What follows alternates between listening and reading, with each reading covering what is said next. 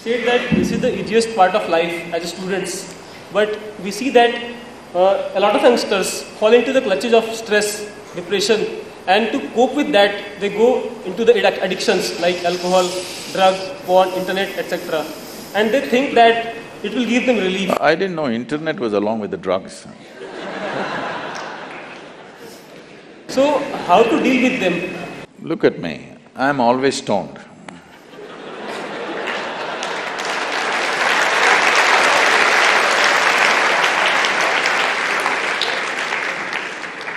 Never been on a substance, but you must understand, whatever stimulus you may take from outside, essentially human experience of all kinds is caused only from within. The question is only, are you on push start or are you on self-start? Which is better technologically? Self-start. So, if I teach you, suppose I teach you that you can simply sit here and be totally blissed out, more stoned than anybody on the campus.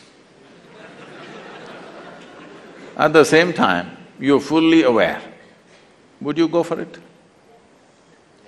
Would you go for it? Fully stoned, fully conscious, would you go for it? See, the only problem with your alcohol, drugs, everything is not a moral issue. It is a life issue because it destroys life.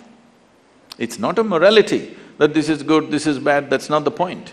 The point is it makes you incapable in so many ways.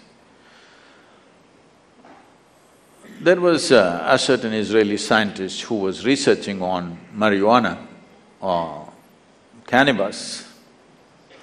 Over 18 years, the US Drug Administration gave him large quantities of marijuana and he went on experimenting, and 18 years' time he came up with really nothing significant. And during mid-80s, when American agencies were fighting drug on the street, they changed their policy of fighting the suppliers in Mexico and South America. They decided to fight on the street with the users. So they said, somebody said, this is not right, you're giving this man such a big stock, we don't know what he's doing, because he's not produced anything, 18 years of research.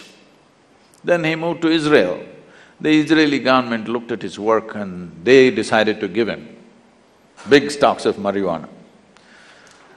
And after another 3.5, 4 years, he came up with this. He found that in the human brain, there are millions of cannabis receptors.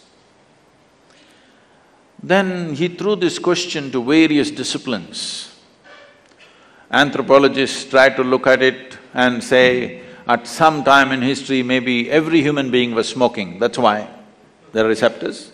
Then they said, this is rubbish, because in many parts of the world it was not there. Even an Eskimo has cannabis receptors where he has never seen anything like this. Then various things happened, then the neurologists came up with this. They said, always the human brain is waiting for the cannabis, that which causes intoxication, not waiting for it from outside. It can generate from within, that is why there are receptors.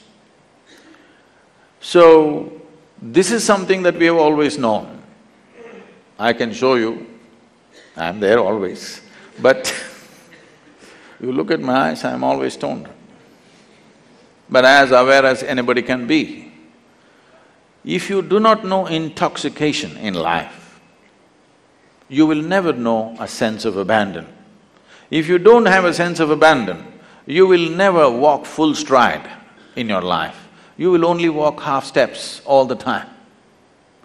Only when there is no fear of suffering, because you're highly intoxicated and fully aware. Not because you consume substances which will take away your awareness, simply because you're keeping the system, the human mechanism at its highest function. Now it is fully self-sufficient, blissed out all the time. Now you will not think of all these things.